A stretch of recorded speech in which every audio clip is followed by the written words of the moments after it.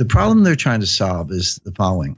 We know from a long series of experiences, 30 or more business cycles since the end of World War II, that when the U.S. is in a recession, you have to cut interest rates 3 to 4% to get the U.S. out of a recession. You need 300 to 400 basis points of cuts to get the U.S. It's like a plane heading for the ground. How do you pull it out of a nosedive and get it back up in the sky? The answer is 300 basis points of cuts.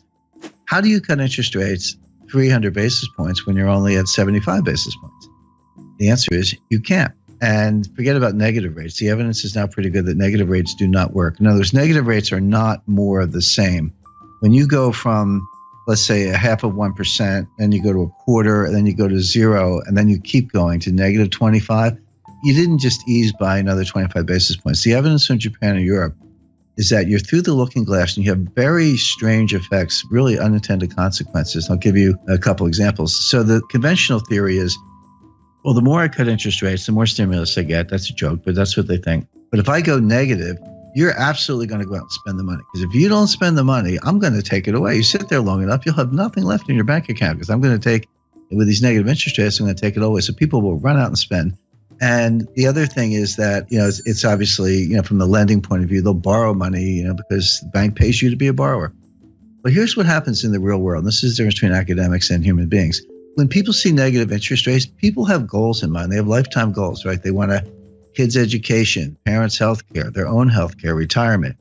If you start taking their money away with negative rates, guess what they do? They save more. They're like, hey, I got to put my kids through college. You're taking my money. Well, I better save more. And then what kind of signal is the central bank sending with negative interest rates? They're sending a deflationary signal. So people go, well, if you think it's going to be deflation, I'm not going to spend money. I'll wait till the price comes down. So you're trying to encourage lending and spending. And what you get is more savings and no spending, deferred spending. You get the exact opposite of what you want. So again, another egghead experiment gone awry.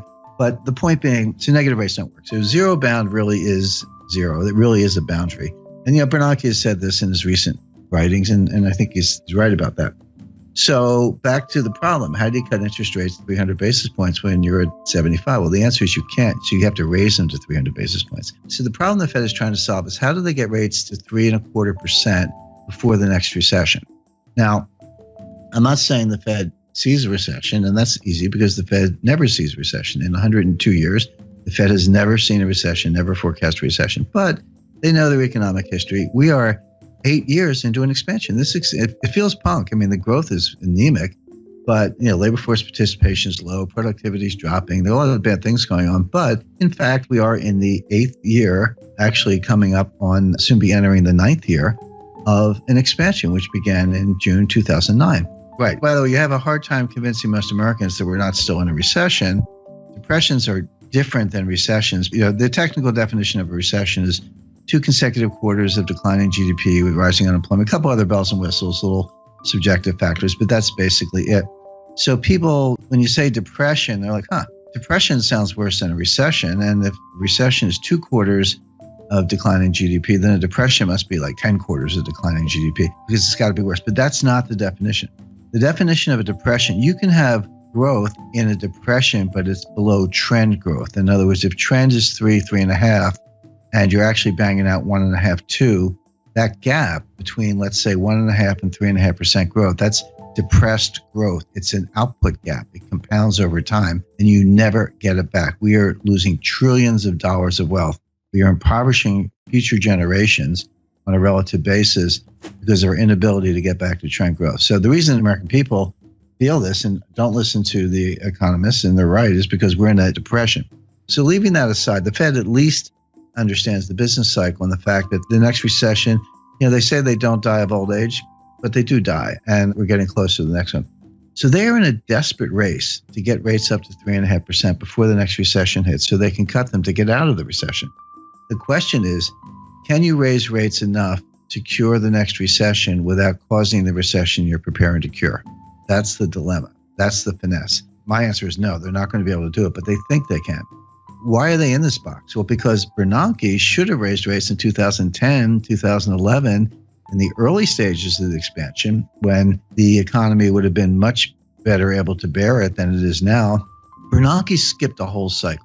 He skipped a whole rate increase cycle to pursue these wacky experiments and, QE and zero interest rate policy and all that. I spoke to Bernanke about this, and he used the word experiment. He said this was an experiment. Bernanke made his academic reputation by studying the Great Depression, in the wake of Friedman and Anna Schwartz and some others. But he was a great scholar of the Great Depression, and he got his chance to kind of try out his theories.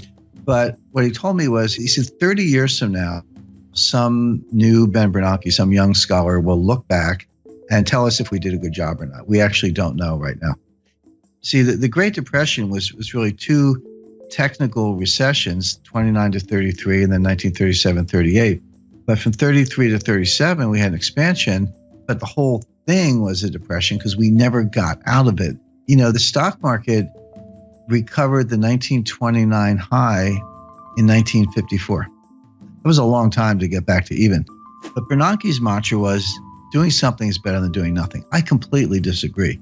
It's better to do nothing if you don't know what you're doing. And this is really the monetary equivalent of the Hippocratic Oath. Doctors say, first rule of being a doctor is first do no harm. Anyway, bottom line is, by pursuing QE and zero interest rate policy, Bernanke failed to raise rates during the early stages of a cyclical expansion, which he should have done. If he had, the economy would have been just fine, and we'd be able to cut them today, but he didn't. So Janet Yellen now has to make up for lost time. So that's the mission. But again, and this is what the market completely does not get. And the Wall Street economists don't get. Nobody gets this because they see the Fed raising rates. And they've done the correlations and the regressions back to World War II. And they go, every time the Fed raises rates, the economy is getting stronger. So if the Fed's raising rates, the economy must be getting stronger. So bid up stock prices, et cetera. But that's like saying umbrellas cause rain. Because they've got the causality backwards. The Fed never leads the economy, ever. The Fed follows the economy. So a normal business cycle looks like this. So you get a little expansion going and unemployment starts to go down, and industrial capacity utilization starts to go up, and inflation starts to go up, and the Fed's watching, and then it keeps going. And they go, it's getting a little hot. We better raise rates. And they raise rates, but of course they started too late. The expansion keeps going, inflation keeps going up, unemployment keeps going down. Then the economy starts to cool down, unemployment goes up, and then prices go down, and capacity utilization drops, and we get into recession. Like, we better cut. And then they cut, and then you hit the bottom, and then you come out of it again. So think of that as like a nice, pretty sine wave, right? That's a business expansion, business contraction over and over, 30 or so times since the end of World War II, with the Fed always following the economy, never leading the economy. So all the big brains on Wall Street, they've got all this data, and they say, well, every time the Fed raises rates, the economy is getting stronger. That has absolutely been true for like 30 times since the end of World War II. It is not true today.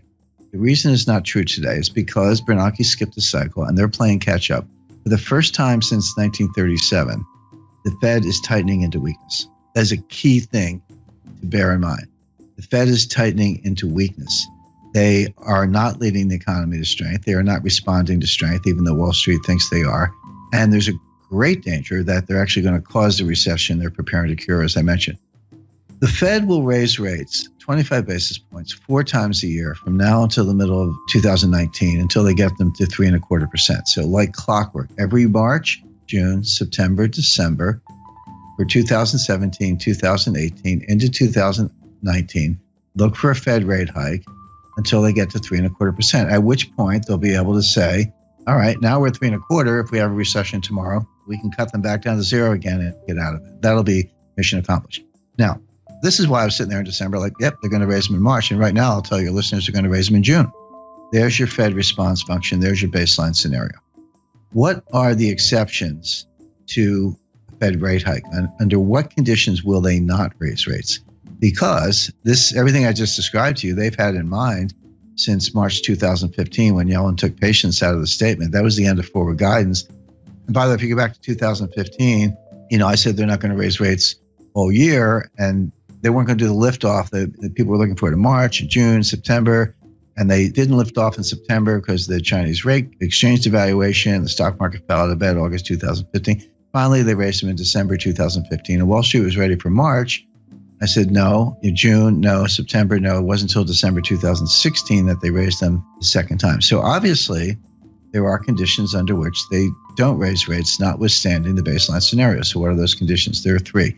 Well, four, actually. So if you see job creation below 75,000, that will cause them to pause. By the way, pause is the key word. If you go home through the speeches, you'll see the word pause in Dudley's recent remarks. Pause is the Fed's jargon for we're not going to raise rates. We got the Jim scenario, which I took from the Fed. It's their scenario, or a technical recession. So, we're going to know Friday what the first quarter GDP is. It's pretty close to negative, but I'm not saying we're in a recession now. We might be. But if you see a recession, they'll pause. See job creation below 75,000, they'll pause. By the way, that's a very low bar. If you see a jobs report, see, this is the other thing that confuses Wall Street. You see a jobs report with 100,000 jobs. So Wall Street goes, oh, that report's really weak. The Fed's going to think twice. No, 75,000 is the number. Yellen told us that. It was in one of her speeches. You just have to be a geek like me and read all the speeches. So the third factor would be disinflation. So the Fed has this 2% inflation target. They've missed it for 6 years. They're finally getting close to hitting it. By the way, I think the listeners know they use the PCE core deflator year over year. There's PPI and CPI and core, a bunch of inflation indices, but we know what they use. PCE core deflator year over year. That actually has been getting close to 2%. But if you see it turn around, if you see that gap down to like 1.5, 1.4, 1.3, then they will pause. The last condition for the pause is a disorderly decline in stock markets more than 5%. If you see a 6, 7, 8% decline, so if the S&P went down 100 points, Fed doesn't care. Dow Jones goes down 1,000 points, Fed doesn't care.